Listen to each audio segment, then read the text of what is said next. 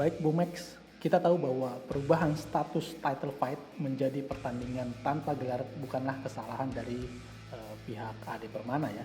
Iya betul. Dan kemenangan Ade kemarin bisa dikatakan luar biasa karena dia mengalahkan lawan yang lebih berat. Apakah dia tidak berhak mendapatkan gelar sabuk abadi?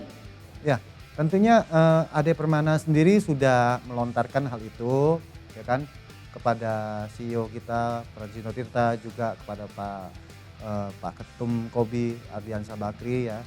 Dia juga meminta itu pada saat itu bahwa dia menginginkan sabuk abadi itu, ya kan.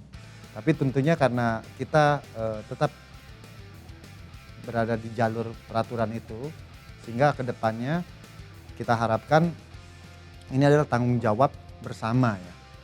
Jadi memang kesalahan bukan ada di Ade, ya kan. Kesalahan ini ada di lawannya Ade, yaitu dalam hal ini adalah Imam Solihin. Tapi jika dilakukan kedepannya, nanti ini akan terjadi presiden kedepannya bahwa nggak apa-apa kok overweight tetap title fight, ya kan. Kita tidak mau hal itu terjadi. Jadi walaupun kedepannya nanti ada yang overweight seperti itu, nanti jikalau kedepannya ada yang overweight seperti itu di title fight, tentunya kita sudah bilang bahwa ini jika Anda melanggar peraturan berat badan overweight lebih dari 2 kg, maka title fight tidak akan berjalan seperti itu. Jadi kita dengan adanya pengumuman seperti ini ya, dan kejadian seperti ini, semoga ini menjadi pembelajaran kepada para petarung ya, juga lawannya ya. Anda mesti menghargai lawan Anda yang sudah masuk, yang sudah in berat badannya. Dan tentunya ini menjadi kerugian buat Ade Permana sendiri, ya kan?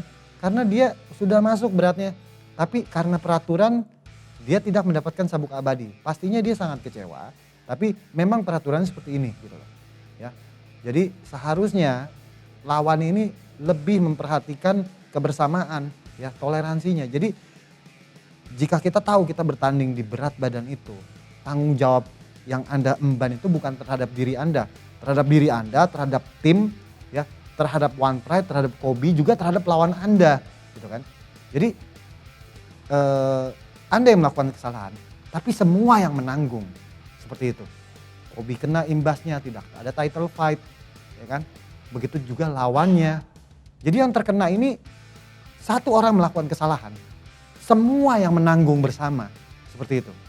Ya seperti yang terjadi di militer ya, di militer seperti itu gitu. Nah dengan kedepannya jika terjadi lagi seperti hal ini, tentunya ini akan merugikan kita semua.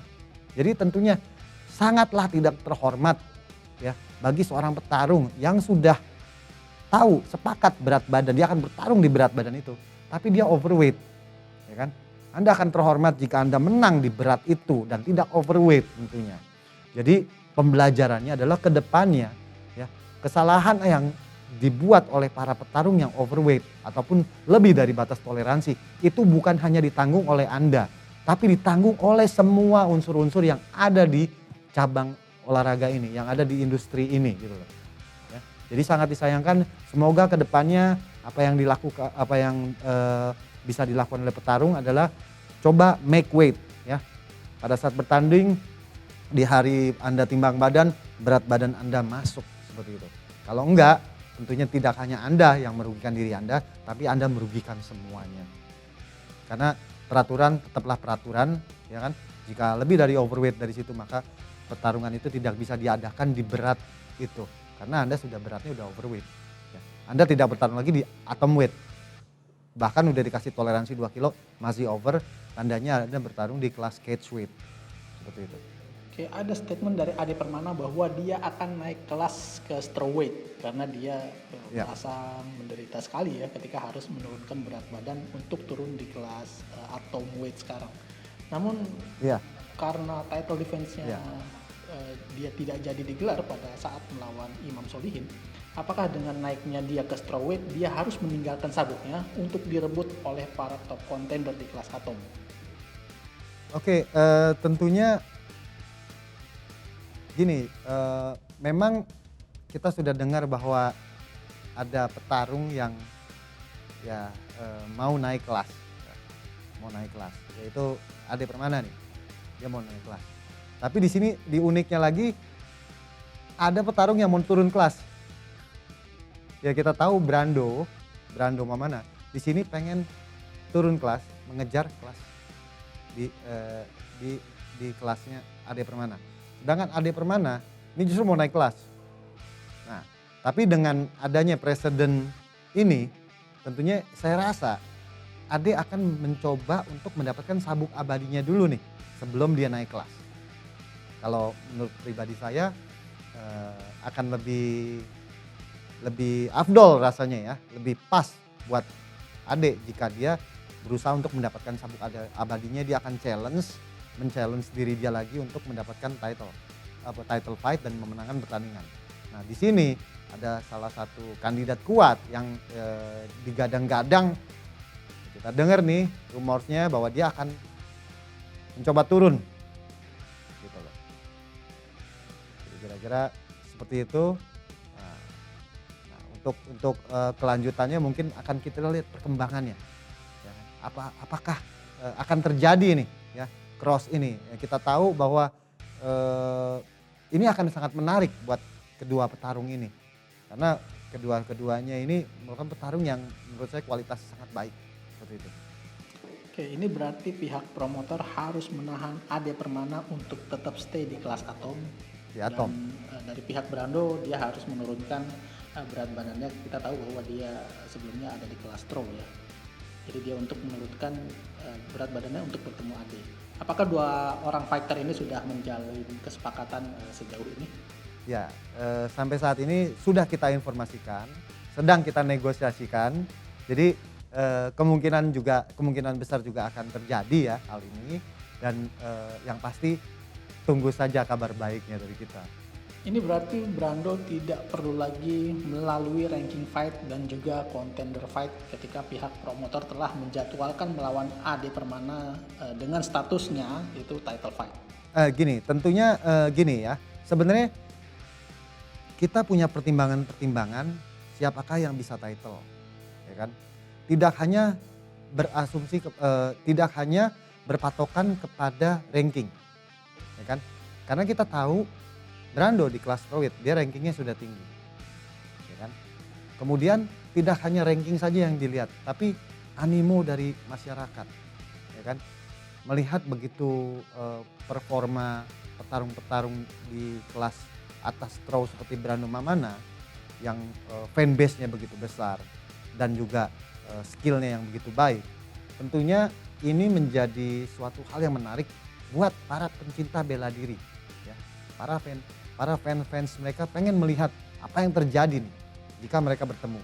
Dan di satu sisi lagi kita tahu Ade Permana di kelasnya Atom dia sudah menyikat habis semua lawan-lawan dia ya di top ranking semuanya sudah disapu rata. Jadi itu menjadi salah satu alasan juga ya buat kita, buat One Pride untuk membuat hal ini bisa terjadi, ya kan? Jadi aspek-aspeknya tidak hanya dia mesti ranking, tapi banyak aspek kesiapan fighter, ya kan? Begitu juga banyaknya peminat ya, banyaknya peminat, begitu tingginya animo, dan kita rasa pertarungan ini akan sangat menarik. Tentunya ini bisa saja terjadi dalam waktu dekat ini gitu loh. Nggak sabar, pastinya semua nggak sabar karena akan sangat menarik ya. Yang satu memiliki pesona 13, Brando Mamana, dan satu lagi skillnya yang sangat luar biasa, tak terkalahkan sepanjang karirnya di One Pride. Satu-satunya petarung selain di women's throw ya, selain Linda Darau ya, yaitu Ade Permana di kelas Atom. Sepanjang karirnya di One Pride, sampai pun dia juara, dia tidak terbantahkan, dia tidak terkalahkan, dia undisputed. Yaitu Ade Permana. Akan berhadapan dengan salah satu bintang di kelas throw ya. Tentunya ini menjadi angin segar di kelas Atom yang dimana semuanya sudah dipukul rata oleh Ade Permana. Sekarang ada petarung kuat dari kelas throw ya yang mau menantang si Ade Permana ini di kelas Atom. Dan Ade Permana juga dia merasa wah gue perlu sekali lagi nih untuk mendapatkan sabuk nih, seperti itu. Jadi sekarang sedang dinegosiasikan di antara One Pride ya dengan Ade, begitu juga dengan Brando. Ya. Kita harapkan ke depannya akan berjalan lancar ya, dan tidak ada yang overweight gitu loh. Sudah ada jadwal yang fix tidak sih? Kita mungkin setelah Lebaran ya, kemungkinan ya awal-awal setelah Lebaran lah, nggak lama setelah Lebaran kita jadwalkan, kita sudah mulai negosiasikan ke arah sana. Oke, jika Ade Permana naik kelas ke kelas strawweight, apakah dia menjadi top contender di kelas straw atau langsung menjalani title fight seperti yang dialami oleh Brando saat ini?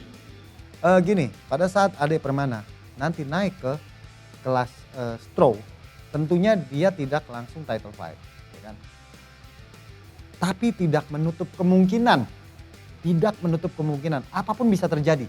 Apakah dia contender, apakah dia title fight, tapi ya prosedur kita adalah pada saat dia naik, sang juara naik ke kelas di atasnya, minimal dia akan bertarung di top ranking ataupun top 10 seperti itu.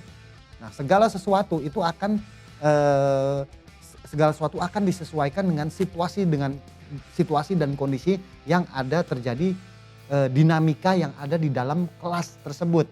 Tentunya dari kesiapan petarungnya, ya kan, melihat calon lawan-lawannya yang pada saat ini sedang naik daun, yang mereka yang sedang teknik-tekniknya yang semakin membaik, ya, sehingga ini akan menjadi hal yang menarik. Gitu.